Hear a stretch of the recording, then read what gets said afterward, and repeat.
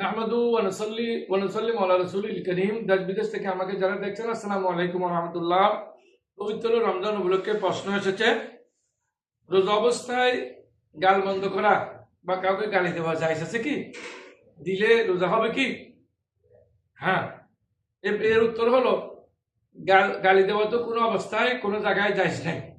হ্যাঁ, অনেকে বলে আল্লাহ গালি দিয়েছেন, আবু জাহালকে আল্লাহ গালি দিয়েছেন, আবুল আহাবকে গালি দিয়েছেন। নাউযুবিল্লাহ মিন জালিক, আল্লাহ গালি দেন নাই, বরং আবুল আহাবকে আল্লাহ জবাব দিয়েছেন।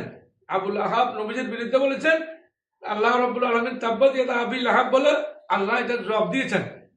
তো গালি দেওয়া কোন অবস্থায় মাকরুহ, বিশেষ করে রমজানের মধ্যে এটা ডাবল মাকরুহ। রমজানের রোজার ক্ষতি হয় যদি কেউ গালাগালি করে, সুতরাং গাল বন্ধ করা কোনো অবস্থায় ঠিক নয়, গাল বন্ধ করা যাবে না রোজা অবস্থায়।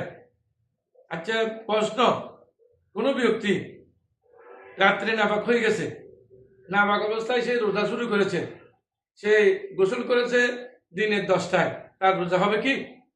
হ্যাঁ। উত্তর, যদি কোনো যুক্তিসঙ্গত কারণে, অবশ্যই কেউ যদি এভাবে করে তার রোজা হবে। তবে মুসলমান নাপাক অবস্থায় থাকতে পারে না, যেই দিকে যায় সেই দিকে মাটি সহ সব জিনিস বদদোয়া করে যদি নাপাক অবস্থায় কেউ থাকে।